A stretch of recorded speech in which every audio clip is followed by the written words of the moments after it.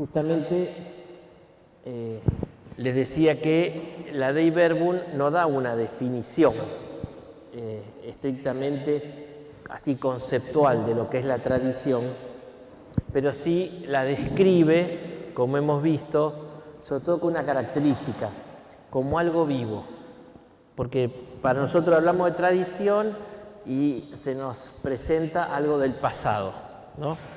Entonces los grupos tradicionalistas son los que se visten como los gauchos de 2 siglos atrás. Son tradicionalistas porque se visten como el siglo XVIII, los gauchos. Pero en realidad tradición, y etimológicamente era eso, transmisión. Si no llega hasta hoy, fallamos. Y ahora vamos a ver qué fue la falla que pasó hace unos años. Cuando se frenó la tradición, dejó de ser tradición. Tiene que ser siempre algo vivo, ¿no? Un biblista que trabajó mucho en el concilio, el padre Jekyll, dice eso. La Constitución Dei Verbum nos presenta una tradición viva. Es de notar la insistencia en la vida. ¿Se acuerdan que dijimos que es la Iglesia, en la medida que vive, transmite? Por eso hablamos de la necesidad del testimonio. ¿Se acuerdan que el viernes pasado vimos que como una familia transmite su historia a la gente? Bueno, así la Iglesia transmite lo que cree, lo que espera, lo que reza, los mandamientos, que en el fondo eran las 4 partes del catecismo, ¿se acuerdan? Que está como contenido ahí, ¿está? Entonces era importante, ¿no? Y de hecho uno transmite lo que es.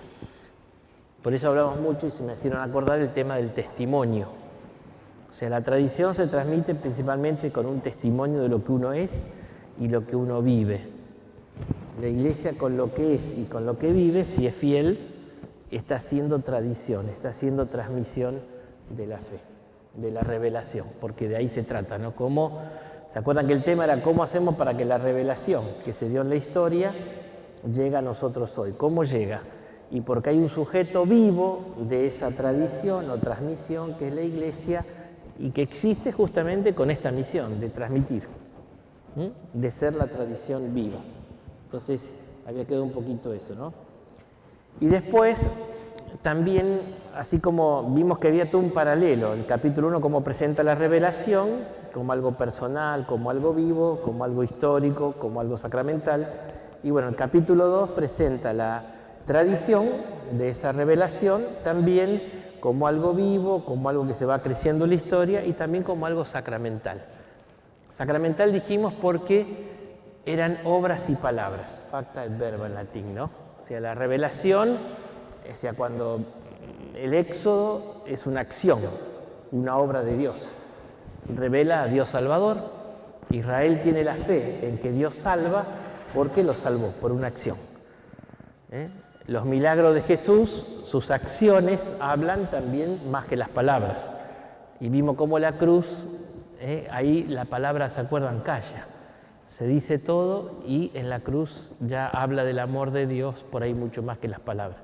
Ve que estaban las dos cosas, palabras y hechos. Bueno, también la tradición tiene este carácter sacramental. O sea, no solamente son palabras, sino también la celebración de los hechos salvíficos, que es lo que hacemos en la liturgia. La liturgia es la celebración, actualización de la salvación.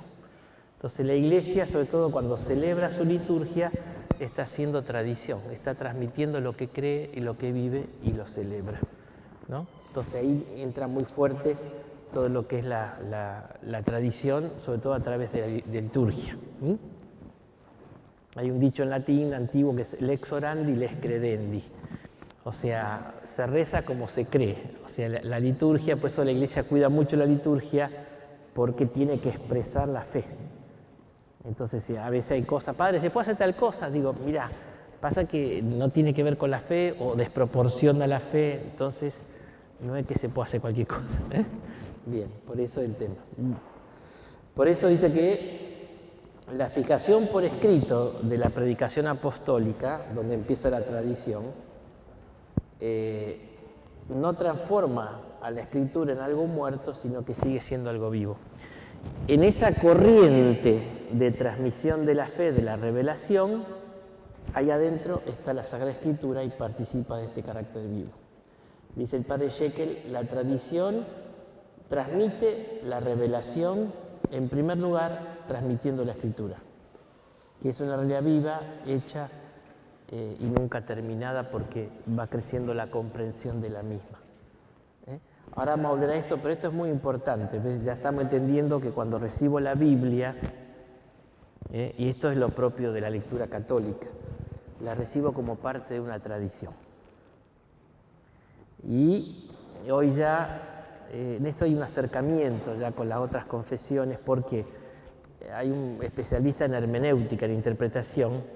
Vamos a ver, nos queda después el número 12, cómo interpretar la Biblia, ¿no? Pero dice que la mejor manera de comprender un texto es formar parte de la tradición donde ese texto dio a luz.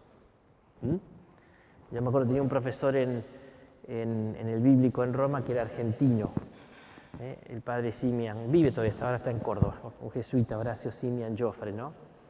Y él nos decía, yo le dediqué toda mi vida, enseñaba profetas. Dice, le he dedicado toda mi vida de estudio a los profetas.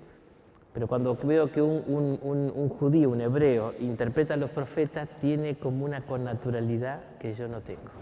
Por más que él sabe hebreo antiguo, hebreo moderno, vivió muchos años en Tierra Santa. Pero claro, es la tradición, ¿viste? Es tu propia tradición que da luz. Entonces hay un buen criterio de interpretación, de hermenéutica, es que si yo estoy en una tradición, entiendo mejor lo que quiere decir. Que podemos seguir con el ejemplo de la familia. Vieron que en la familia hay palabras, hay códigos, hay historias. Entonces uno de afuera escucha y no entiende. Nos pasa como las tradiciones nacionales. O sea, ¿quién puede entender a un argentino más que...? Dicen que no... Sí, dicen que en Estados Unidos cuando enseñan economía... Bueno, estas son las reglas generales de la economía mundial, con dos excepciones, Argentina y Japón, que dicen no, nadie las puede explicar. Uno es un país chico que es una isla pobre y tiene un PBI gigante, y otro un país grande, rico, y tiene un PBI que no se puede explicar. Pero bueno, pero quiere decir que, digamos, a ver, suponete que un norteamericano agarra el Martín Fierro. No lo entiende, por más que sepa castellano, el Martín Iron, como dicen. Bueno, no lo va a entender, o va a entender mucho menos de las cosas que dice. ¿Sí? Palabras, expresiones, historias, ¿viste? Entonces esas cosas vos decís, bueno, por eso es tan importante la relación, ahora vamos a ver, entre Biblia y tradición. O sea, ¿quién interpreta mejor la Escritura? ¿Alguien fuera de la iglesia o alguien dentro de la iglesia? Y alguien está adentro. Entonces, cuando viene alguien de afuera y ya trae otras categorías filosóficas, mentales, entonces, digamos, esto es claro, pero esto es de hermenéutica general y se aplica a la Biblia. Esto a los reformados, a los luteranos, a los evangelistas lo ha hecho repensar un poco, ¿no? Digo, bueno, porque ellos decían solo Escritura, nada de tradición. No, es que justamente la palabra nos llega por una corriente viva que es la tradición. Y entonces nos la pone en las manos la iglesia. Entonces, en la medida que estoy en la iglesia, eso es un plus que me ayuda. Esto no es largo explicar, no sé si vamos a ver lo que llaman los métodos históricos críticos de interpretación, pero ellos decían que había que poner la fe a un costado para interpretar la Biblia. Había que dejar la fe, para interpretar objetivamente la Biblia, tengo que dejar de lado la fe. Y es una contradicción porque los evangelios fueron escritos de fe y para la fe. Entonces al revés, el que tiene fe los interpreta mejor y no es contra la ciencia que el que no tiene fe. Por eso digo esto, que hay mucho también para... Gracias a Dios, Gadamer y otros autores hermenéuticos han dado, desde el punto de vista de la interpretación de lo que es la hermenéutica, mucha luz y ha ayudado a no tener complejos en este sentido. Bien, entonces la tradición apostólica, y ahí voy un temita, dice, progresa en la iglesia, esto es texto literal de Verbum, Dice que la tradición apostólica progresa en la Iglesia con la asistencia del Espíritu Santo, puesto que va creciendo en la comprensión de las palabras e instituciones. Cuesta traducir. Rerum, ahí traduce por instituciones, palabras verbum, ¿no? Que han sido transmitidas. A ver, ¿por qué esto también es importante? Pensar que tradición es algo fósil, es un paquete cerrado que se transmite, porque a veces decimos que hay un depósito. ¿Se acuerdan que yo había puesto depósito, fidelidad? Pero también había un tema que si es algo vivo, es una vida y uno la va enriqueciendo. Entonces, la tradición, esa fue una frase del concilio que después Pablo VI repitió mucho, la tradición progresa. En el mundo hay oposición en tradicionalismo y progresismo, en el mundo. En la fe no, para nosotros la tradición va progresando, el progreso forma parte de la tradición, porque va creciendo la comprensión de esa tradición. ¿Cómo? Y entonces el concilio pone 3 modos como esta tradición va progresando, y resalto porque somos nosotros los protagonistas de esto. Dice, por la contemplación y el estudio de los creyentes que la meditan en el corazón. Decíamos el otro día y vamos a volver, ¿cómo es la tradición? Yo recibo la palabra, la creo, adhiero, la vivo y la transmito. Y le voy agregando riquezas. La Iglesia, sobre todo a través de los santos, va descubriendo aspectos del Evangelio y van encarnando aspectos del Evangelio que se van manifestando. Entonces, en la medida que se contempla, se reza y se estudia, esto hace que vaya creciendo la comprensión de la revelación. Y esto va enriqueciendo la tradición. ¿Conocen estos 2 textos? Bueno, decía estos textos, 2 textos, Lucas 2:19, Lucas 2:51. El evangelista Lucas, en 2 lugares, ahora vamos a ver el tema de, siempre que hablamos de la iglesia hay que ver a María para entender la iglesia, ¿no? María, espejo de la iglesia. Ahí dice que María guardaba todas estas cosas y las meditaba en su corazón. 2 veces dice Lucas que todo lo que iba sucediendo, María lo guardaba y lo meditaba en su corazón. Entonces, estos hechos que María guarda y medita, y bueno, es como la actitud contemplativa, orante de la Iglesia, que es como que va meditando y comprendiendo, ¿no? Entonces, cada generación tiene que hacer un aporte en cuanto a la comprensión de esa revelación en la medida que lo vive. Y por eso diría que porque es imposible tener todo claro y todo junto. ¿Se acuerdan que dijimos que la función de las revelaciones privadas era justamente ayudar a hacer vivo, actual, aspectos de la revelación? Bueno, lo de hoy, ya que más ejemplo que el Sagrado Corazón. En una época que había mucho jansenismo, o sea, es una enseñanza, digamos, que yo con mi voluntad puedo hacer todo, muy rigorista, ¿no? Y entonces Dios está lejano, entonces la Eucaristía es algo para contemplar, no para recibir, porque somos todos indignos de recibirla, lo cual es cierto, pero se alejaba todo, ¿no? La corriente jansenista. En ese contexto, Santa Margarita María Alacoque tiene las revelaciones del Sagrado Corazón. Como en el siglo pasado, que la ola llega ahora de Sor Faustina Kowalska sobre la misericordia. Ahí hay 2 ejemplos. Cuando uno descubre después el Sagrado Corazón, uno descubre que la Biblia está llena de esta expresión del amor de Dios por su pueblo, por las personas. Y un Dios que se hace todo el tiempo cercano. Se hizo hombre, entonces nosotros lo alejamos y Él se quiere acercar. Es lo que Jesús le critica a los fariseos. El fariseo quiere alejar a la gente de Dios porque la considera mala, indigna, pecadora. Y Jesús, ¿qué hace? Va y come con los pecadores.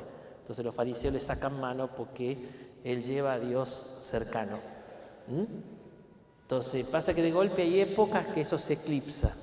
Entonces aparece un santo, ¿no? Y nos hace ver esa cercanía. La opción preferencial por los pobres. Esto no, que el marxismo, nada que ver. O sea, la Madre Teresa va a los pobres más pobres, pero es evangelio puro, no tiene que ver el marxismo en esto, es evangelio puro. O sea, de ir a los que están necesitados. Mateo 25, tuve hambre y me diste de comer, tuve sed, me diste beber, preso y me visitaste, enfermo y me curaste. O sea, es evangelio puro. Pero bueno, no, pero sí, pero vamos al evangelio. O sea, entonces de golpe aparece una santa como Santa Teresa, y Santa Teresa de Calcuta, ¿no? Ya es santa. Y entonces ella va a los pobres más pobres y encima no va para hacerlos bautizar, para convertirlos. O sea, los que recoge la mayoría son musulmanes, son hinduistas, budistas. Pero dice, son personas amadas por Dios y tienen que morir con un poco de cariño. Entonces los recoge de las calles de Calcuta, los lleva a los hogares y trata de... Y entonces eso es evangelio puro. Pero bueno, a veces parecía que no, que es peligroso, que no. Entonces, creo que esto nos va haciendo ver cómo, entonces, cada época tiene que de algún modo redescubrir el evangelio.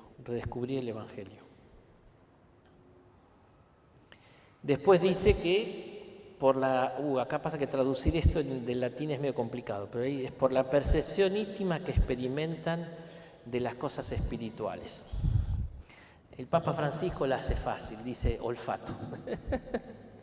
Dice que los fieles, se llama sensu fidelium en latín, que los fieles tienen un olfato para las cosas de Dios. Él dice que ¿qué es el discernimiento? Tener olfato para las cosas de Dios.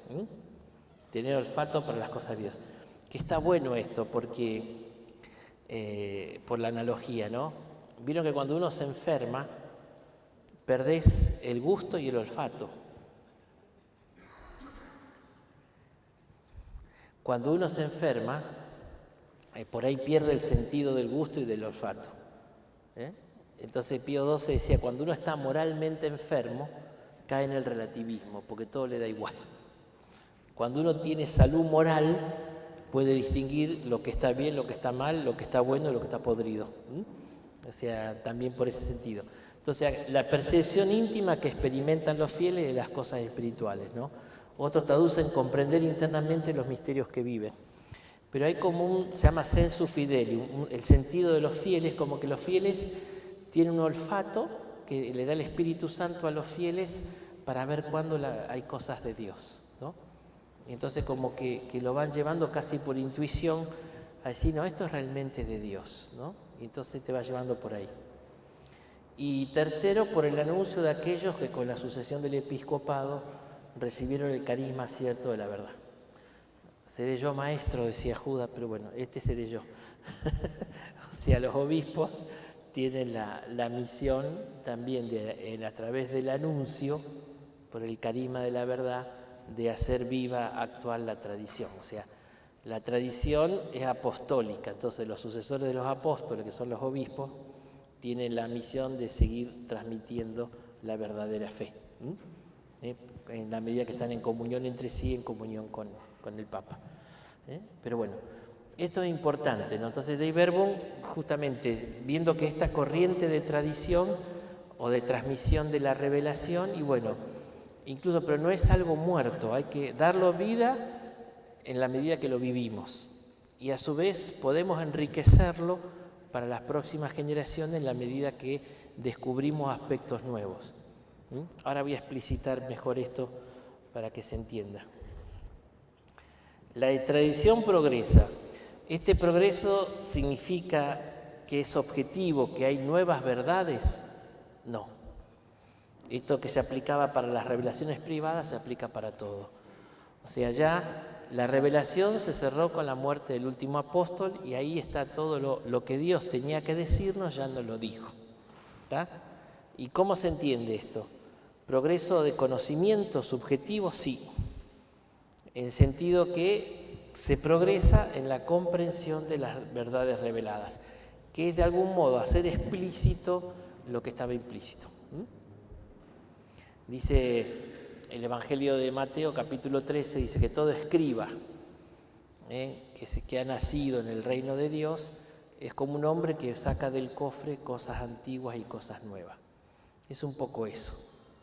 O sea, hay cosas que estaban en el depósito, pero estaban por allá abajo. Entonces por ahí nos olvidamos de esto. Y entonces cada época histórica, también por alguna necesidad o desafío pastoral, hace que algunas verdades se prioricen sobre otras. Pero siempre hay que estar yendo al Evangelio. Entonces es más bien explicitar lo que estaba implícito. Pero no se trata de verdades nuevas. En este sentido ya está. En ese sentido no es que va a haber una nueva verdad, pero sí es posible que alguna verdad que estaba en el Evangelio un poco dormida, de golpe algún carisma, generalmente es algún santo el que lo hace, que por eso de entrada no lo entienden y hasta que después, siempre suele pasar eso, ¿no? Yo tengo mucha devoción, hay una estatua en Roma, que es de San Francisco de Asís. La vida de Francisco ilustra mucho todo esto. San Francisco generó todo un movimiento bastante anti-institucional, en un contexto muy peligroso, por eso que también hay que entender la Iglesia, ¿no?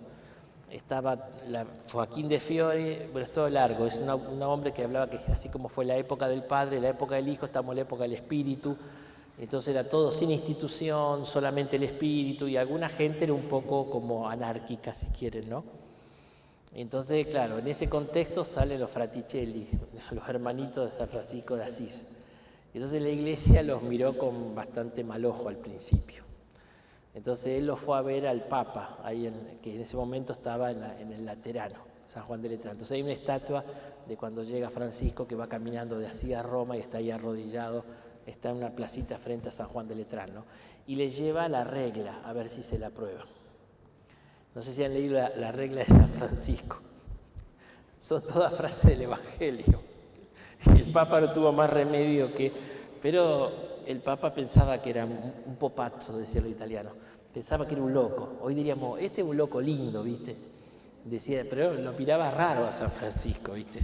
Porque claro, toda la pompa medieval de la Iglesia en aquella época, y venía vestido hablando de la pobreza, de ser predicadores mendicantes y qué sé yo, ¿no? Entonces, está cuando él va y va a presentar eso, al final se le aprueban, ¿no? Le aprueban la regla y el estilo de vida de los franciscanos, ¿no? Bueno, pero bueno, todo el tema de la pobreza evangélica, de la humildad, o sea, Francisco ha sido un gran reformador de la Iglesia, pero desde el Evangelio, ¿no? Entonces había cosas del Evangelio que estaban bastante ocultas o dormidas, y entonces un santo así las revive, y hasta el día de hoy, ¿no? Al Papa le gusta citar mucho una frase de Francisco que tiene que ver con esto, ¿no? Él dice, hay que predicar siempre, incluso se hace falta con palabras. Claro, él mandaba a Francisco a los hermanos, vayan a predicar. Hay una historia, que él va a predicar, entonces pasaron los dos rezando por en medio de un pueblo. Dice, no predicamos, sí predicamos. O sea, dimos signos de fraternidad, pero dijimos una palabra, no, pero el ejemplo, pues hay que predicar, si hace falta con palabras, pero por el acento que ponía en el testimonio. Pero digo esto para que entendamos entonces lo que pasa en la dimensión histórica, ¿no? Y en esto, los padres de la Iglesia son los que testifican la presencia vivificante de la tradición, pero no, la tradición no murió en los padres de la Iglesia. Son monumentos, o sea, lugares especiales para encontrar la tradición apostólica por la cercanía. Son los grandes escritores y pastores hasta el siglo VI más o menos, que son los padres de la Iglesia. San Juan Crisóstomo, San Agustín, bueno, claro, está muy cerca del acontecimiento fundacional y son los primeros que justamente hicieron crecer esta tradición, interpretándola, comentándola y sobre todo viviéndola, ¿no? y tenían casi todos tres características muy interesantes, ¿no? Porque eran todos santos, eran doctores, estudiosos y eran pastores.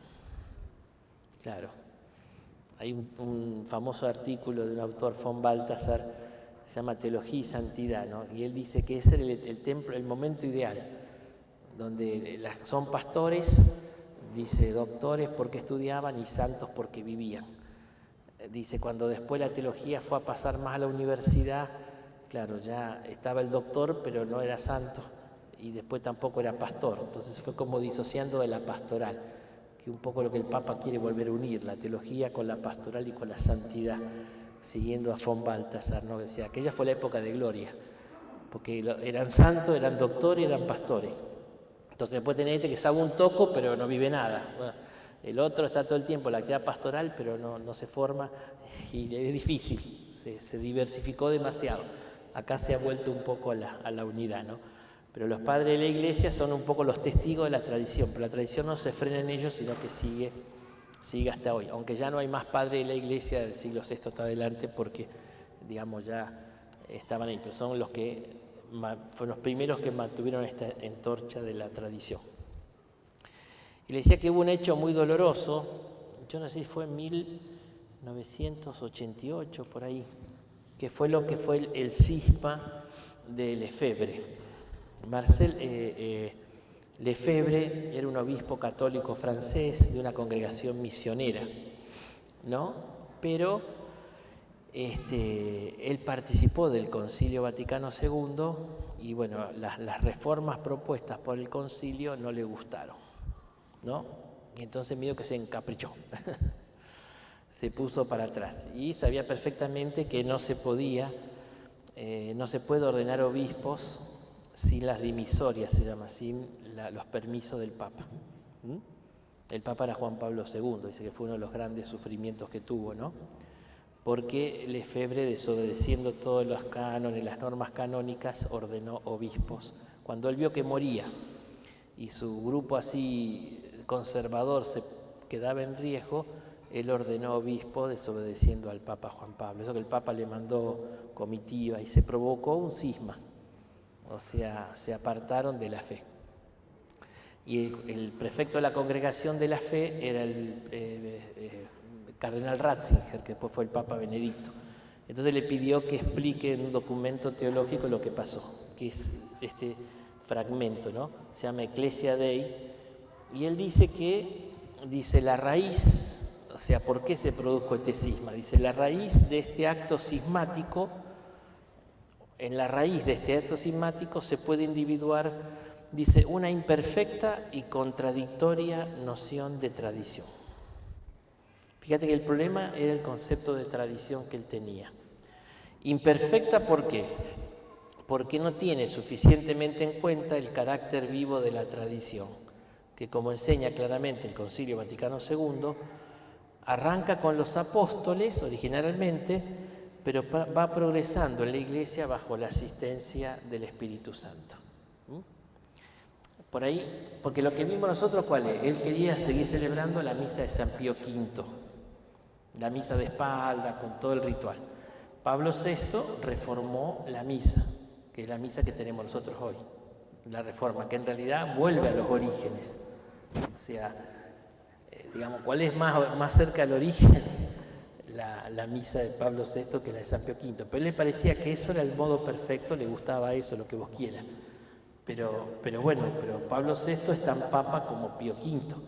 San Pío V tuvo en su momento para instituir la liturgia, me parece bien, y Pablo VI es tan papa como San Pío V y reformó la liturgia. Entonces hay que ser fiel a la Iglesia y bueno, se cambió y se cambia. Por ahí los modos fueron un poco violentos, el posconcilio, lo que sea, pero él papa. Y él no, a él le parecía que es eso. Entonces de algún modo él se quedó en la época de San Pío V y no quiso seguir, frenó la tradición. Entonces tiene una concepción imperfecta, porque sigue progresando por la asistencia del Espíritu Santo. Entonces cuando vos frenas la tradición en el tiempo, la destruís, tiene que seguir.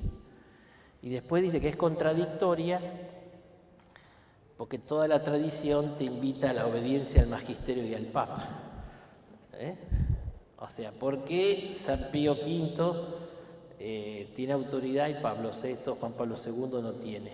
¿Quién se la da? Vos. En el fondo es muy autorreferencial su postura. O sea, yo decido que lo de San Pío V es lo mejor y lo de Pablo VI, lo de Juan Pablo II no es bueno. ¿Y vos quién sos? Entonces, es contradictoria la noción, porque dice, toda la tradición otorga al magisterio universal de la Iglesia y al obispo del Papa, en unión con el colegio apostólico, la autoridad suprema de la Iglesia. Si la autoridad suprema de la Iglesia hace algo, digamos, tenés que estar en obediencia. O sea, sacó la tradición del sujeto. El sujeto de la Iglesia no es el obispo Lefebvre. El sujeto el sujeto de la tradición no es el obispo Lefebvre, sino la Iglesia, que es todos los fieles, con todos los obispos, en comunión con el Papa. Entonces él se quedó, entonces es contradictoria, porque si vos sos fiel a la tradición, tenés que ser fiel al Papa y fiel al magisterio que te toca. Entonces ahí estaría un poco el error, ¿ves? Entonces dice, nadie puede permanecer fiel a la tradición si rompe los lazos y vínculos con aquel a quien el mismo Cristo, en la persona del apóstol Pedro, confió el ministerio de la unidad a su Iglesia. En ese momento era Juan Pablo II, el Papa. Entonces él dijo, no, Juan Pablo II no, San Pío V sí, se quedó con San Pío V. Bueno, perfecto. Y se hizo un cisma, una iglesia particular, ¿no? Se rompió. Pero bueno, por eso el concepto de tradición es importante.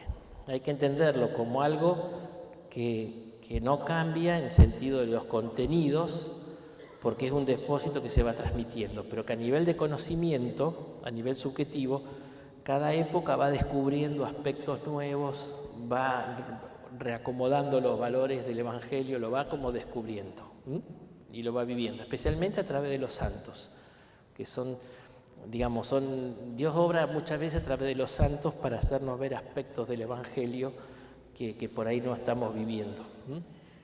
Y segundo, no puede ser contradictoria. O sea, la tradición me hace que yo crea en Pedro y en el sucesor de Pedro, porque es la tradición apostólica. Entonces, pero Pedro sigue, hasta que sea. Entonces no puedo quedarme en uno sí y otro no, este me gusta, este no me gusta, este estoy de acuerdo. En el fondo, como dije, te pones vos como sujeto de tradición. Entonces yo decido qué es lo que debe ser y lo que no debe ser, y no el sujeto que es la Iglesia. Ahí está el problema que se armó ese lío. Por eso hay que tener en cuenta el concepto de tradición, ¿no? Bien, vamos un poquito más. Relación entre tradición y escritura. Esto, bueno, son un poco de teorías. Hay dos teorías. Cuando empezó el concilio estaba la teoría de las dos fuentes. De hecho, cuando empieza un concilio no se empieza de cero, sino que, todo el equipo del Vaticano hace unas propuestas, unos instrumentos de trabajo, previos. Entonces ya tienen un pequeño dossier, un pequeño librito con algunas cosas. Bueno, este librito, el primero que se metió ahí, era la teoría de las dos fuentes, ¿no? Entonces cuando empezaron a discutir, los obispos le dijeron, non placet. No les gustó esta teoría, como que eran dos cosas separadas e independientes. Y otro, la teoría de la suficiencia de la Escritura, según la cual toda la revelación nos llega a través de la Escritura y la tradición, ¿no? Un poco los protestantes decían sola Escritura, entonces ya está, con la Escritura es suficiente. Entonces estaban estas dos teorías, ¿no? Después de algunas discusiones, entonces se llegó más bien a presentar, se sacó la teoría de las dos fuentes y se dice, hay una única fuente que es la revelación. Pero eso, lo que Dios reveló, se nos transmite como en un único río por la Escritura y la tradición. Acá le decía que está todo el tema, se lo expliqué la vez pasada, ¿no? Recién ahora la Iglesia puso a hacerse cargo de lo que había pasado con la reforma luterana. ¿Se acuerdan que hay que entender el contexto? En la época de Lutero estaba el Papa Julio II, muy santo no era. Entonces, tiene una vida muy principesca y todo eso. Entonces Lutero no distingue la tradición con minúscula de la tradición con mayúscula. ¿Y qué hace? Tira todo. trigo y cizaña. Ahí está el problema, su error de discernimiento. Entonces dijo, vio que la iglesia no estaba pasando su mejor momento, dijo, yo tiro la iglesia la miércoles y me quedo solo con el Evangelio. En el fondo la misma actitud de Lefebvre. Yo siempre mando, pero bueno, al margen. Yo decido. Entonces yo, Lutero, decido qué es la verdadera fe. Entonces ahí está el tema. Entonces tiró al diablo toda la escritura y empecemos de cero. Y bueno, así salió. Pasa que, ahora vamos a ver, le faltaba una pata, que es también el magisterio. Ahora vamos a verlo. Entonces, si yo interpreto la Biblia, solamente la Biblia, nos quedamos solo con la Biblia, todo lo que pasó, los 1500 años que pasaron, no nos importa, nos quedamos solo con la Biblia. Y después yo la interpreto individualmente, no en la iglesia. Lo que dije antes, no tiene en cuenta la tradición que dio a luz la palabra, la Biblia. Yo la interpreto, sola escritura. Pasó lo que tenía que pasar. Cada uno agarra la Biblia y se funda su propia iglesia. Y entonces, no sé cuántas habrá. Hoy me decían que acá en San Miguel hay 300 iglesias evangélicas. Estuve reunido con los pastores, ahí tiene una... Oye, les cuento porque están como... Yo les preguntaba, ¿qué competencia? Porque en el fondo están haciendo casi un magisterio, porque tienen una comisión, me iba a volver a reunir con ellos, como que tienen como una necesidad, ¿no?, de tener un magisterio, alguien que unifique, que coordine, porque si no cada uno se va por su lado, y ese es el problema. O sea, yo lo interpreto así y bueno, hago mi iglesia, yo lo interpreto así, entonces se multiplica al infinito, ¿no? Claro, el subjetivismo absoluto que promovía. Entonces, claro, todos estos temas había que resolverlo. Entonces, el tema escritura y tradición, por esto que había tocado la Reforma Protestante, era, digo, bueno, ¿pero qué son? Dos fuentes aparte, porque parecía que nosotros tenemos la tradición y los protestantes la Biblia. Yo les conté, digo, no, en realidad es una única fuente que es la revelación. Entonces, eso se transmite a nosotros en la escritura y en la tradición, pero que vienen como juntas. Es como que la tradición es la ola que te va llevando la escritura, la palabra de Dios, ¿no? Por eso dice, la Sagrada Escritura y la tradición están íntimamente unidas y compenetradas, no son dos cosas separadas, porque procediendo ambas de la misma fuente divina, se funden en cierto modo y tienden a un mismo fin. Esto es lo que dice el concilio. En realidad van juntas, no las podemos separar, la escritura por un lado, la tradición por otro, van juntas. La tradición lleva como una familia su historia y la transmite. Bueno, esa historia la tiene en un libro que tiene un árbol genealógico que viene de Adán hasta Jesús. Por eso así empieza el Evangelio de Mateo, con un árbol genealógico que viene de Adán hasta Jesús. Bueno, Mateo pone de Abraham, Lucas pone de Adán hasta Jesús, el árbol genealógico para decir, bueno, venimos de esta familia y transmitimos esto, ¿no? Entonces la escritura, insisto, es como una ola que va llevando la palabra escrita y la va transmitiendo. Entonces, si yo la saco, la malinterpreto, tengo que leerla adentro. ¿Está? Entonces, esta es la definición que da. Y después va a decir que la Sagrada Tradición y la Sagrada Escritura constituyen un solo depósito sagrado de la palabra de Dios que ha sido confiado a la Iglesia. O sea, no son dos fuentes, son un único depósito. O sea, todo lo que Dios nos ha querido transmitir está en esa tradición y en la Escritura. No toca el tema de la suficiencia no de la Escritura, pero rechaza el principio de la sola Escritura de Lutero. Bien, entonces rechaza la sola Escritura de Lutero y dice no, Escritura y tradición son inseparables. Y después dice, la Iglesia no obtiene su certeza acerca de todas las verdades reveladas solamente de la Sagrada Escritura, por lo cual se han de recibir y venerar ambas con un mismo espíritu y piedad. ¿Qué hay detrás de esto? Algo dijimos ya. Siempre hay algo. Claro, la Iglesia en 1854 estableció el dogma de la Inmaculada Concepción, ¿se acuerdan? Después de la revelación de Lourdes. 54. Y después, en 1950, estableció el dogma de la Asunción de María. ¿Dónde se encuentra la Asunción de María en la Biblia?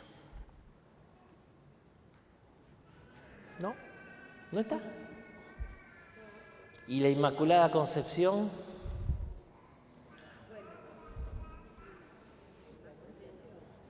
Sí, ahí se dice que está el quejaritomene, es un verbo, se llama en griego perfecto, llena de gracia. Los verbos en griego perfectos son un verbo que tiene su efecto, su acción en el pasado y los efectos siguen para adelante.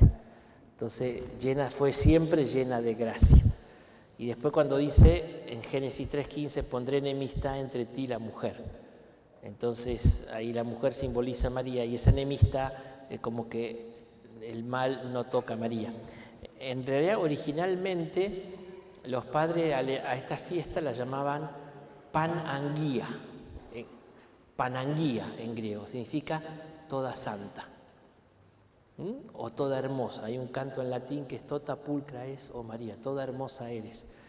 Como diciendo, María siempre era totalmente llena de gracia, era que totalmente hermosa porque era totalmente pura, totalmente llena de Dios. Entonces, ¿desde cuándo? Y ahí vino la discusión, ¿desde la concepción o cuándo? Y bueno, entonces la Iglesia recién en 1854 dice, no, desde la concepción. Y esto no era claro, nada más y nada menos que Santo Tomás de Aquino no estaba de acuerdo, no lo veía claro, porque decía que va en contra de la universalidad del pecado que dice Pablo en Romanos 5. Entonces María también fue redimida. Entonces la teología lo que decía fue pensando, orando, ¿no? Ahí sí, más bien hay toda una línea de los franciscanos. Los franciscanos eran los grandes defensores de la Inmaculada, ¿no? Incluso los terciarios franciscanos, y Belgrano, era terciario franciscano, Manuel Belgrano, dice que juraban defender con su vida la Inmaculada Concepción. Y por eso dice que ahí se tomó los colores de la bandera argentina, que lo hizo la ciudad más hermosa de Argentina, que es Rosario. Ahí está el monumento. Está el mejor jugador del mundo que nació ahí, que es Messi, por eso situación. Bien. Pero los franciscanos siempre han sido los grandes defensores de la Inmaculada, ¿no? El padre Colbe fundó un movimiento llamado Milicia de la Inmaculada, o sea, eran los grandes defensores de la Inmaculada. Eran disputas teológicas. Ve que la Iglesia, claro, no está literalmente, lo fue rezando, lo fue pensando y el juicio de la Iglesia fue madurando y recién, en 1854, digo, bueno, ya está el juicio maduro, vamos a definir como que está contenido en la tradición de la Iglesia la Inmaculada Concepción. Entonces acá aparecen dos conceptos que ahora los voy a explicar, que es el de magisterio y el de dogma. Claro, pero al no estar en la Biblia, marcó esto, por eso Dei Verbum dice que la Iglesia no tiene su certeza acerca de las verdades reveladas. Esto en 1965. Ya habían pasado los otros dos dogmas que causaron bastante problemita con los protestantes, ¿no? Se enojaron un poquito, pero bueno. Los anglicanos no, los anglicanos creen también en la Inmaculada. La Iglesia no obtiene la certeza acerca de todas las verdades solamente de la Escritura, por tanto también de tradición. Entonces, la investigación quiso ver, bueno, que muchos padres de la Iglesia llamaban la toda santa desde la concepción. De la Asunción, por ejemplo, hay una iglesia en Jerusalén del siglo II que se llama la Dormicio María. La destruyeron los turcos, la reconstruyeron, ahora la tienen unos benedictinos que están en las afueras de Jerusalén. Dormicio, pero bueno, la dormición de María era lo mismo que la muerte y la asunción de María. Entonces ahí se veneraba ya del siglo II. O sea, ya había cerrado el canon de la Escritura, pero la Iglesia celebraba desde muy antiguo la fiesta de la Asunción. Entonces, aunque no están los textos, bueno, entonces en 1950 se declara como dogma, pero ya venía, digamos, hay muchos textos de los padres, autores espirituales que defendían. Ahora, ¿por qué lo hace? Siempre el contexto histórico está metido. O sea, si hay algo que hemos perdido casi del todo, es la fe en lo que se llamaba los novísimos. Claro, ¿quién cree en la vida eterna hoy en día? De modo activo. Es muy complicado, ¿no? El padre canta a la mesa, dice que es la princesa que está dormida, que tiene que venir el príncipe a darle el beso para despertarla, ¿no?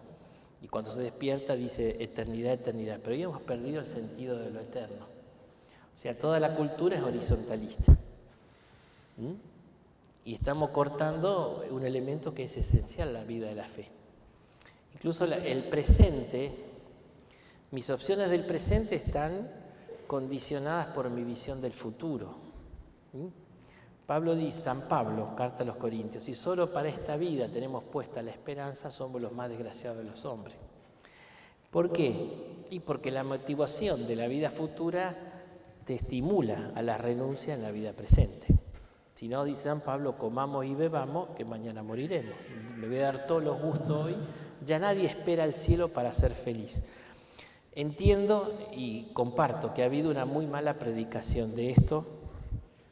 Se nos acusa que nosotros somos el opio de los pueblos porque le decimos a la gente, bancate la injusticia, total después Dios te premia en el cielo y ahora, bueno, bancate a tu marido, bancate todo. Y fíjate que no dije bancate, bien, tomen nota para los que después me acusan de machista. Bueno, entonces, la suegra es otro tema, ese es otro tema. Cuando veamos el Génesis, tengo muchos chistes de suegras, pero fíjense que es verdad, o sea que el sentido de lo eterno se ha perdido. O sea, normalmente, a ver, porque yo rezo el credo, pero nunca pienso en que voy a ir al cielo, que voy a ser plenamente feliz, que voy a gozar plenamente de Dios. No, lo hemos perdido mucho. ¿Ves? Que se oculta y está en la revelación. Jesús se la pasó hablando del reino de los cielos. Entiendo, pasa que se nos acusó que, claro, por eso de hablar del futuro, no nos comprometíamos en la construcción del reino, de acá. Pero pasa que es verdad, me voy a ganar el reino de los cielos si me comprometí en hacer el mundo un poco mejor. Esta es la escalera, pero termina allá. El Evangelio este domingo está precioso, Lucas 9:55, empezamos con el camino de Jesús a Jerusalén, ¿no? Y dice, cuando se estaban por cumplir los tiempos de su asunción. Para el evangelista Lucas, el camino de Jesús no termina en la cruz, ni tampoco en la resurrección, termina en la asunción. Nosotros llamamos la ascensión. Lucas pone más fuerte la acción del Padre, entonces asunción, como de María, que no fue que ella subió al cielo, sino que fue subida, pura gracia. Y Lucas ve que Jesús también fue subido al cielo, por eso se llama asunción. Después quedó ascensión, como que bueno. Pero fíjate que eso te está quitando. Entonces el Papa Pío XII le pareció importante que al poner el dogma y la fiesta de la Asunción de María, nos queda en claro que la vocación definitiva del hombre está en el cielo. Entonces esa fiesta fue por un contexto, 1950...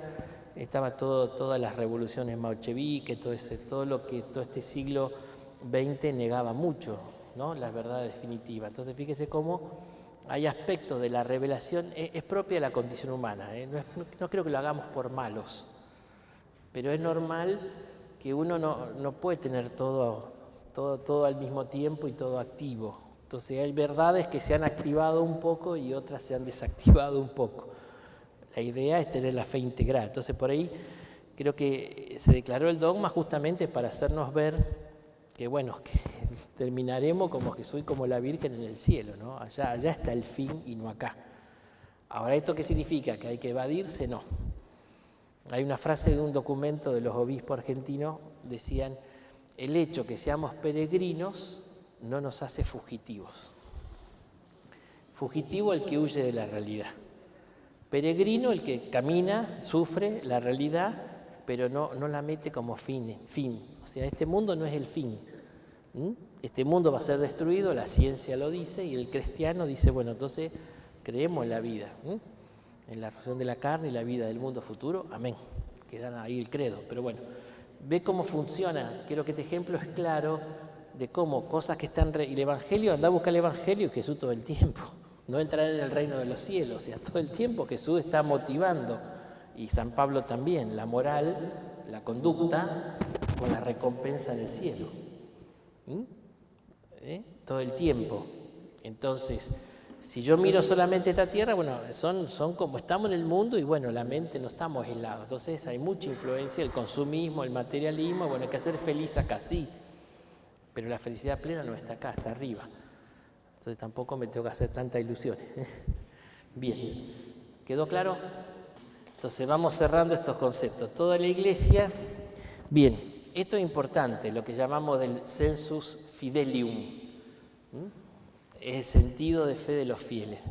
O sea, toda la iglesia, y somos todos fieles, pastores y ovejas somos todos fieles. Uno hace B, otro no, pero bueno, en el fondo somos todos fieles. Y a todos nosotros se nos confió este depósito. ¿Para qué? Para que lo creamos, lo vivamos, lo conservemos y lo transmitamos. Ahí está el concepto de tradición viva. O sea, yo tengo que creerlo, tengo que vivirlo, tengo que conservarlo, no lo puedo cambiar, lo tengo que conservar, ser fiel, pero también lo tengo que transmitir. Y ahí en la transmisión vimos la vez pasada que a veces hay que generar nuevos lenguajes para la transmisión de la misma fe. El cambio de lenguaje no significa cambio de contenido. Bien, por eso dice, bien, pero, siempre hay un pero, el encargo de interpretar auténticamente la palabra de Dios escrita o transmitida ha sido confiado únicamente al magisterio vivo de la Iglesia, cuya autoridad se ejerce en el nombre de Jesucristo. Ya aparece el magisterio. ¿Qué significa magisterio? Vamos a explicar un poquito. Después hay un cuadro que pone todo ahí. A ver, el magisterio es una realidad que pertenece a la Iglesia y que está en la palabra de Dios. ¿Qué le dice el Señor a Pedro? Tú eres Pedro, esta piedra edifica de mi iglesia, y las puertas del infierno no prevalecerán contra él. ¿Y qué le da a Pedro? Las llaves. La potestad de las llaves. Por eso San Pedro siempre anda con el llavero, pero no es porque el portero, en parte sí, pero ¿por qué? En el judaísmo de Jesús, en los rabinos ya tenían eso de la potestad de atar y desatar. ¿Qué significa eso? Y todo lo que ates en la tierra quedará atado en el cielo. Todo lo que desates en la tierra. O sea, fíjate el poder que le da a Pedro de atar y desatar. Después más adelante se lo da en Mateo 18 a todos, ¿no? A todos los apóstoles el poder de atar y desatar. 18. Atar el poder de las llaves. ¿Y esto qué significa? Era un poder para decretar lo que estaba en comunión con Dios o lo que estaba en no comunión. Era el poder de excomulgar, de admitir o rechazar de la comunidad porque no estaban en fe plena de la iglesia. ¿Vieron cuando, yo me río pues esto se lo daba a los chicos de catequesis cuando tenían que hacer la primera confesión? Le decía, ¿qué significa absolver? Las cosas que me contestaban los chicos, miren, no paraba de reír, ¿viste? Absorber, revolver, cualquier cosa. Decir que eso no lo podemos cambiar. Espero que el Papa, bueno. Absolver, cuando el sacerdote dice, yo te absuelvo. Claro, ¿quién entiende eso? Qué difícil. Pero absolver significa desatar. Yo te desato de tus pecados, te libero, yo te libero de tus pecados. Pero bueno, quedó ese término latino, bueno, ego te absolvo, ad peccata tua, bueno, pero es eso, es desatar. De ahí viene el poder de atar y desatar. Te puede liberar, ¿no? Entonces, esto se ha entendido siempre como este poder confiado. Y después, si uno sigue leyendo más en el Evangelio de Lucas, dice que la iglesia se reunía para la enseñanza de los apóstoles, la fracción del pan, la oración en común y la coinonía, que ponían los bienes en común, ¿no? O sea, la primera comunidad se reunía para la enseñanza de los apóstoles. O sea, la enseñanza de Jesús pasa a los apóstoles. Y los apóstoles, los sucesores de los apóstoles. Pero no cualquiera, digamos, predicaba oficialmente. O sea, porque, claro, vimos que los obispos son sujetos de tradición también, por la misión de predicar la verdad, la verdadera fe. Entonces siempre existió, digamos, una enseñanza oficial de la Iglesia, y eso es lo que llamamos el magisterio. Pero el magisterio está al servicio de la palabra de Dios. Porque a veces da la impresión de que el magisterio inventa las cosas. Como yo le dije, el magisterio se expresa de modo extraordinario a través del Santo Padre, el Papa, y por los concilios. Entonces es magisterio extraordinario. Cuando ya dicen, nos con la autoridad de la sede apostólica establecemos que la Virgen María, terminado el curso de su vida terrena, fue asunta en cuerpo y alma a los cielos. Esa es la definición dogmática.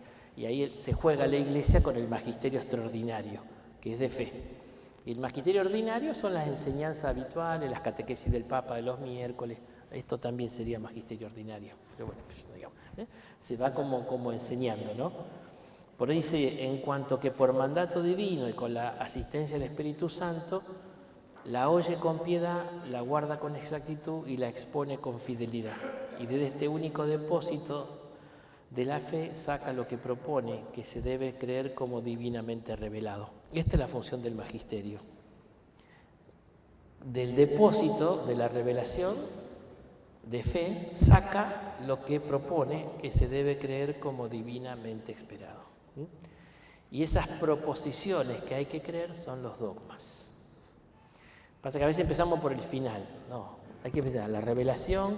Dios intervino en la historia de modo personal, de modo vivo, mandó al Espíritu Santo para que la Iglesia siga fielmente creyendo en esto, y después en cada época histórica la Iglesia hace como definiciones, ¿no? Los primeros dogmas, ¿qué serían? Y el credo. En las 12 proposiciones del credo, ahí tenemos un resumen de la fe. Y por eso hacía la tradición símbolo y se entregaba el credo, y el primer cristiano cuando salía de la piscina donde se bautizaba, rezaba el credo, que tiene una estructura trinitaria.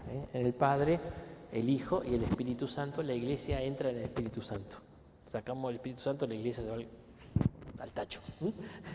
Entonces, Padre, Hijo, Espíritu Santo, y está el credo. Entonces, es como el resumen de nuestra fe. Después, bueno, se va ampliando el catecismo, son un montón de páginas porque desarrolla esto. Pero ahí está la fe. Entonces, nos queda, a ver, la Sagrada Escritura es la palabra de Dios en cuanto escrita por inspiración del Espíritu Santo. Bien. Después, la tradición recibe la palabra de Dios, oral, y después escrita, y la transmite íntegra a los sucesores de los apóstoles para que ellos, iluminados por el Espíritu de la verdad, la conserven, la expongan y la difundan fielmente en su predicación. Entonces ahí está la escritura, la revelación, la escritura, la tradición y el Espíritu Santo. Es importante eso, lo que está en rojo. Bien, entonces, tradición y escritura, ya dijimos, constituyen un único depósito sagrado de la palabra de Dios confiado a la Iglesia. Y acá aparece algo interesante, que ya lo habíamos visto. No se reduce la palabra de Dios a la escritura. La revelación es la comunicación de Dios, es la palabra de Dios. La palabra de Dios está contenida en la Escritura, pero no solo en la Escritura, sino también en la tradición. El concepto palabra de Dios es más amplio que la Biblia. La Biblia es la palabra de Dios puesta por escrito bajo la inspiración del Espíritu Santo. Pero en el contexto más amplio de la tradición, que también es palabra de Dios. ¿Está? Bien. Segundo, apareció la Iglesia ya, como sujeto de la tradición de la Escritura. Ahora, la Iglesia no saca exclusivamente de la Escritura, sino también de la tradición, la certeza acerca de lo revelado y, por ejemplo, los últimos 2 dogmas marianos. Por eso dice esa frase, ¿no? Tercero, además, la tradición da a conocer a la Iglesia la lista integral, el canon de los libros que componen la Sagrada Escritura. Es que la Escritura es posterior a la tradición. Le explicaba el otro día, cronológicamente lo es. Jesús no escribió un libro, Jesús predicó y Jesús actuó Murió, cayó, dio la vida, resucitó, acciones. Entonces el Evangelio era ese anuncio. O sea, el Evangelio era primero singular. Cuando Pablo habla del Evangelio no se refiere al libro. No se refiere al libro. Pablo dice el Evangelio, ¿qué es? Es el poder de Dios para la salvación de todo el que cree. Primero el judío, después el cristiano. ¿Qué es el Evangelio? Es un acontecimiento que tiene un poder de Dios que puede salvar a aquel que lo cree. Eso es el Evangelio, un acontecimiento poderoso que puede cambiar a aquel que lo cree.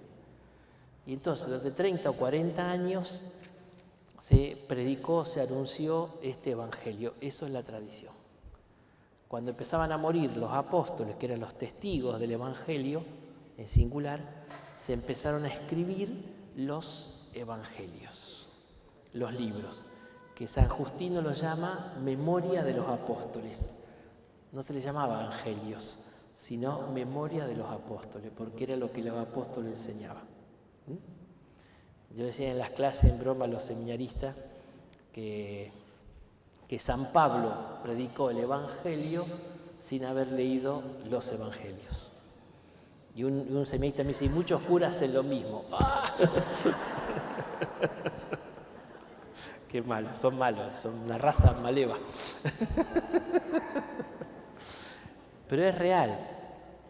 Bueno, primero existió el Evangelio y después los Evangelios. Primero existió la tradición y esa tradición se puso por escrita. Pero no es que se frenó ahí, la tradición siguió como que se metió el Evangelio adentro y siguió caminando con el Evangelio. Porque en realidad se fue escribiendo de a poco.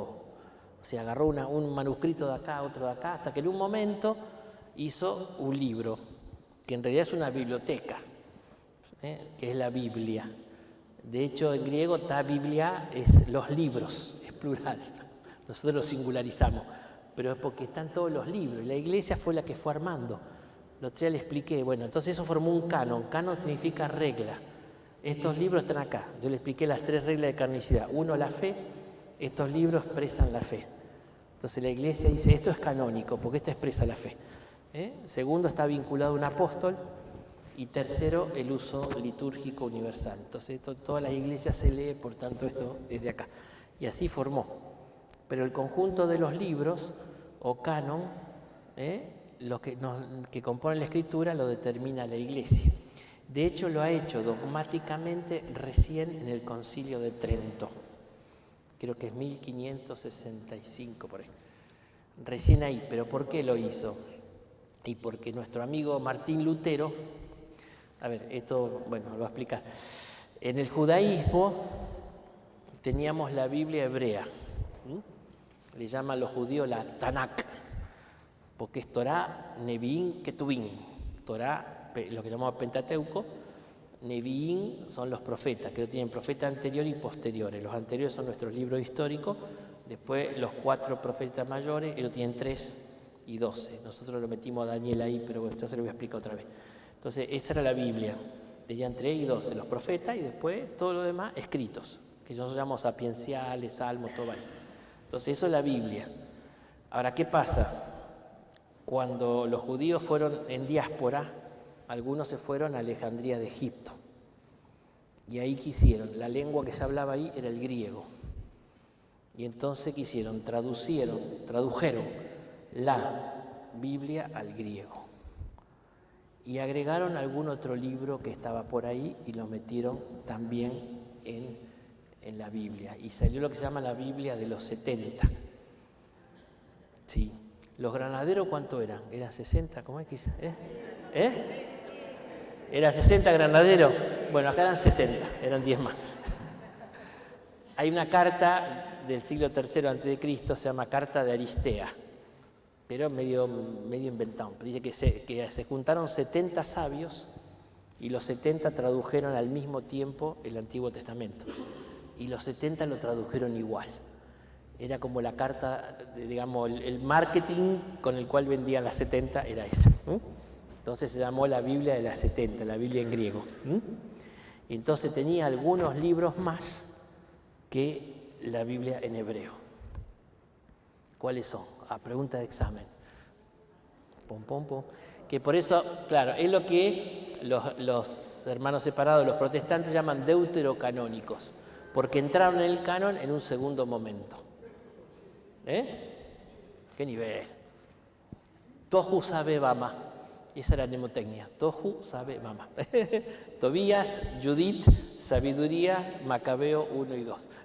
Y Baruch.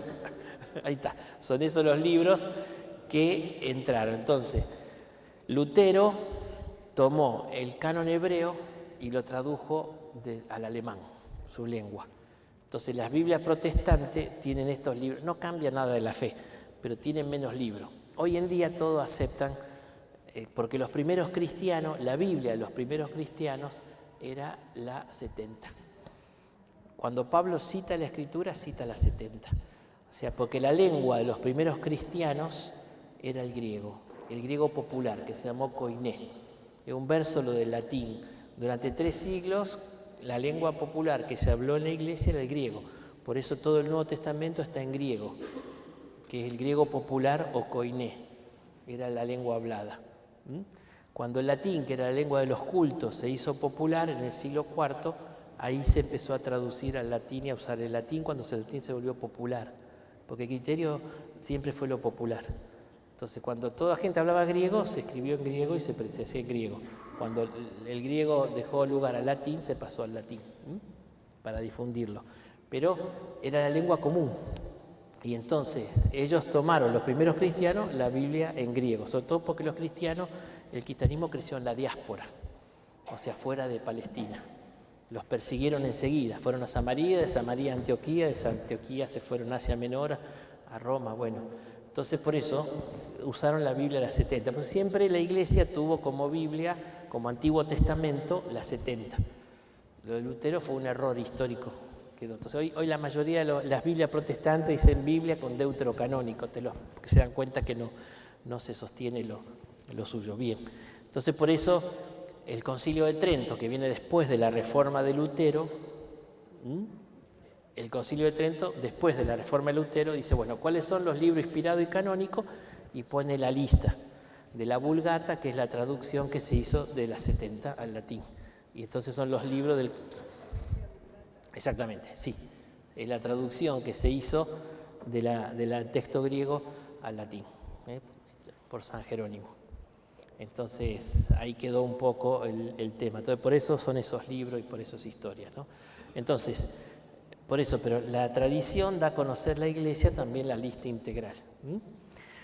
Hay un texto muy lindo, estamos en el siglo IV, todavía no estaba el canon tan claro, y entonces San Agustín dice, no creería estos libros si la Iglesia no me dijera que tengo que creer. San Agustín y San Jerónimo son de la época más o menos. Ellos aceptaban, pero sí, bueno, ¿por qué? Porque había otros evangelios que se llaman apócrifos. Como le expliqué otro día, algunos son totalmente heréticos, pero la mayoría son súper ortodoxos. Pero son medio folclóricos, cuentan cosas así muy fantasiosas. Pero la Iglesia dijo, no, estos 4 son los inspirados y canónicos, estos 4 evangelios. Pero San Agustín dice, de todo esto, bueno, me quedo con estos 4 porque la Iglesia es la que me dice que estos son los inspirados y canónicos. Ve que es medio como círculo vicioso, pero entonces son inseparables. La Escritura, la tradición, el magisterio y la Iglesia son como un círculo que no se puede separar. Bien, entonces el magisterio de la Iglesia no está por encima de la palabra de Dios, sino a su servicio, pues tiene el oficio de interpretar auténticamente esta palabra de Dios, sea oral o escrita. A ver, después vamos a ver, porque nos queda un par de encuentros. Ahí, el número 12 dice cómo se interpreta la Escritura. No significa que no la pueda leer, no la pueda meditar, no la pueda rezar. Pero hay una interpretación oficial, o sea, nosotros no estamos en contra de la interpretación subjetiva. O sea, lo que pedía Lutero, que yo lea e interprete, lo tengo que hacer. Pero tengo que decir, bueno, pero lo mío no es lo definitivo. Tengo que ponerme a ver si la Iglesia lo interpreta así. Y si la Iglesia lo interpreta de otra manera, tengo que aceptar lo que la Iglesia me dice que tengo que... Lo objetivo siempre en lo católico no niega lo subjetivo, pero siempre lo objetivo es por encima de lo subjetivo. Entonces el magisterio es la enseñanza oficial. Entonces la iglesia me explica. Entonces, a ver, vos tomás el texto griego de la Anunciación y te va a encontrar con media biblioteca a favor y media biblioteca en contra de si está ahí la Inmaculada Concepción. No es. Ahora, el magisterio te dice, no, este texto hay que interpretarlo como que la Virgen ya era llena de gracia antes de su concepción, no después. Entonces, de ahí se toma, esa es una interpretación que se llama auténtica, cuando el magisterio, cuando se define el dogma de la Inmaculada, se cita ese texto y se lo interpreta así. Entonces, el magisterio te está diciendo, este texto hay que interpretarlo de este modo. ¿Está? Bien. Por ello, dice, para enseñar puramente lo transmitido con la ayuda del Espíritu Santo, el magisterio escucha la palabra, la custodia celosamente, la explica fielmente y la propone como revelado por Dios para ser creído. Esa es la función del magisterio. Te digo, y por ejemplo, con la Inmaculada Concepción hubo varios intentos. En el siglo XVI, me parece, o XVII, que estaba San Roberto Bellarmino, que era un jesuita muy culto, y el Papa lo consultó, y San Roberto Bellarmino dice, en la Biblia no está. Entonces el Papa se frenó. Tuvo que llegar a 1854 para que... O sea, tenía que tener un poco de certeza, no es que anda definiendo dogma, porque hoy me levanté y voy a hacer un dogma, no. Digamos, se escucha, se consulta a todas las universidades de teología, a todas las facultades, o sea, se hace todo un trabajo sinodal, ¿no? Bien, y por último, los dogmas son aquellas verdades reveladas por Dios, por tanto, contenidas en la Sagrada Escritura y en la tradición, declaradas y definidas como tales solemnemente por el magisterio y la Iglesia, sobre todo en los concilios ecuménicos y el Papa cuando habla en cátedra, ¿no? Es el magisterio extraordinario. Tiene mala prensa los dogmas, pero en realidad son definiciones concisas de lo que tenemos que creer. Pero la fe, decía Santo Tomás, no termina en el dogma, sino en Dios. Es una formulación. Ahora, claro, las formulaciones están relativas a cierta época. Entonces, no es que los dogmas cambian, pero sí es posible que se los reformule. Claro, sobre todo en catequesis, hay que reformularlos para que sean entendibles al hombre de hoy, ¿no? Entonces, pasa que, bueno, siempre está ese tema, un poco traer la teología, es cómo explicar los dogmas al hombre de hoy, porque se usan a veces expresiones, se trata de buscar siempre lo que se llama la filosofía perenne, ¿no? Lo que no cambia, pero así todo, las expresiones van cambiando, las lenguas van cambiando, entonces no es tan fácil, digamos, expresarlos, ¿no? Pero bueno, siempre está el dogma. Ese dogma hay que entenderlo en el contexto histórico en que se dijo. Que en su momento el dogma de la Asunción, porque había discusiones teológicas, si la Virgen había muerto o no había muerto, entonces para no meterse el dogma en eso, usó la expresión terminado el curso de la vida terrena. No dijo si la Virgen murió o no. Después Juan Pablo II, en una catequesis, dice, no, hoy todos los teólogos dicen la Virgen murió, Jesús murió, mira si la Virgen no va a morir. Pero bueno, una vez muerta, fue resucitada y asunta en cuerpo y alma a los cielos. Pero ve que el dogma se cuidó en la expresión porque había discusiones teológicas todavía. Pero hoy se dice que dormición es una expresión metafórica para decir que murió. Entonces, la Virgen realmente, el Papa en una catequesis, no, hoy la teología ya es clara que la Virgen realmente murió y después fue resucitada y asunta en cuerpo y alma a los cielos. Ese es el tema. Bien. Entonces, ya queda poco, pero bueno. Entonces, resumimos. Esto hacemos un resumen de todo. La revelación de Dios para nosotros hoy, porque ese era el tema, la encontramos en la Escritura, que nos llega en la tradición y que fue confiada en depósito a la Iglesia. Ahí está todo. ¿Para qué hable tanto si una frase estaba todo? Qué charlatanes que son los curas. Bien. Entonces hay tres realidades que son inseparables, son trillizos. La Sagrada Escritura, la tradición y la Iglesia con su magisterio. pero cada una que tiene alguna cosa especial, ¿no? O sea, la Sagrada Escritura y la tradición, única fuente de la revelación que está en la Iglesia, y dentro de la Iglesia está la potestad de la llave, el magisterio, para interpretar correctamente y decirnos cuáles son las verdades que están contenidas en la Escritura y la tradición. ¿Está? Por eso es muy linda una expresión que usó el Sínodo de la Palabra, el documento final, que hablaba de la Iglesia como la casa de la palabra. La palabra tiene una casa, entonces, ¿qué es la Iglesia? Cuando yo estoy en esa casa, es el mejor lugar para interpretar la Escritura. Por eso hay la dimensión eclesial. Si yo me salgo de la casa, y ahí empiezan las cismas, las herejías. Si yo estoy en casa, me da la garantía de que acá se enseña la verdad. Por eso le llamó la casa de la palabra, ¿no? La Iglesia. Entonces, los católicos leemos e interpretamos la Biblia en la Iglesia, porque es en la Iglesia donde se transmite la enseñanza de los apóstoles, que es el origen de la tradición y de la Biblia también, del Nuevo Testamento al menos. No podemos separar ni oponer Biblia e Iglesia o Biblia o tradición. Entonces, tenemos como argumento el desarrollo histórico de los acontecimientos, que primero fue por la predicación de Jesús, luego su recepción y transmisión oral, y finalmente la puesta por escrito, desde los años 60 a 100 más o menos. Se ve que esto sobre todo hizo reflexionar mucho a los protestantes y han aceptado, porque esto es lo que dicen todos los estudios bíblicos. O sea que primero fue una predicación oral, tradición, entonces no puedo contraponer tradición con Biblia. Entonces las tradiciones con minúscula otra cosa, pero la tradición apostólica hay que aceptarla. Por tanto, los evangelios son una tradición puesta por escrito. Nacieron en la Iglesia y dentro de ella la leemos. Y nacieron como expresión escrita de la fe de la Iglesia. Por eso, habla difícil, la Iglesia es el lugar hermenéutico de la palabra. No sé qué quiere decir, pero queda lindo, está bueno. Es para impresionar un poquito, ¿viste? Bueno, ¿cómo sabe el padre? Que he leído que...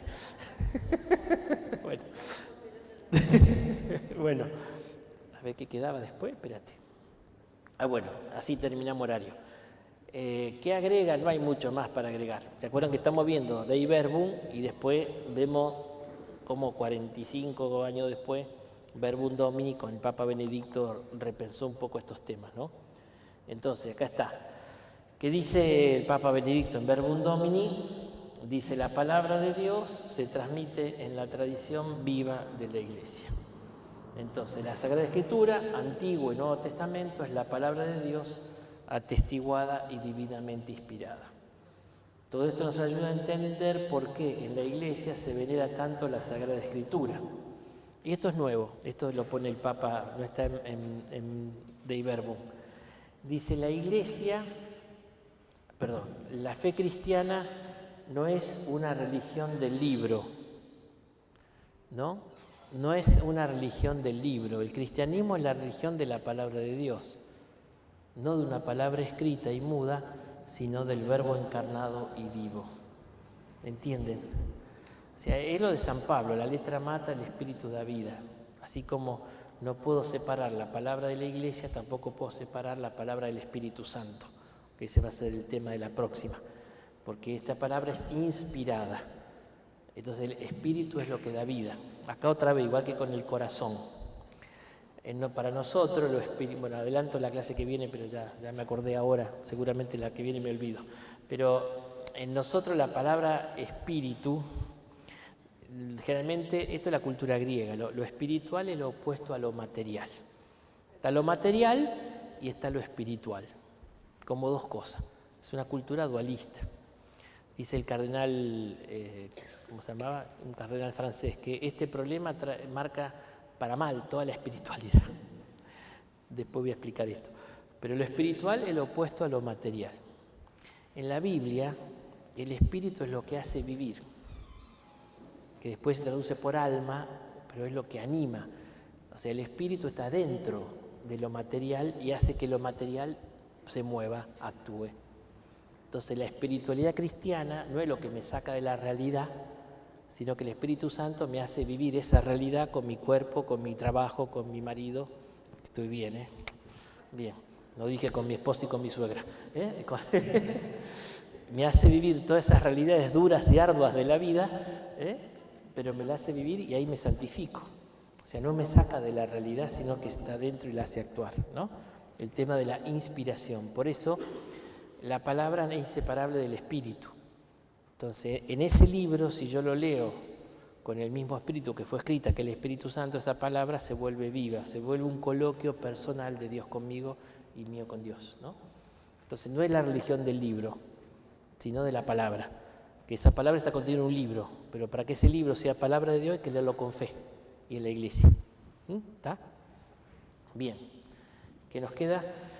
Por consiguiente, la Escritura ha de ser proclamada, escuchada, leída, acogida, vivida como palabra de Dios en el seno de la tradición apostólica de la que no se puede separar. Es lo que estuvimos diciendo. ¿Viste? El Papa Benedicto coincide conmigo. ¿Viste? Qué bueno. Ya era hora. Bien. Y entonces, siendo las 9:02, este va a ser el tema del próximo. Entonces nos toca quién escribió la Biblia, es solo obra de los hombres, es solo obra del Espíritu Santo. No se pierda, siga en el mismo Vaticanal que veremos esta.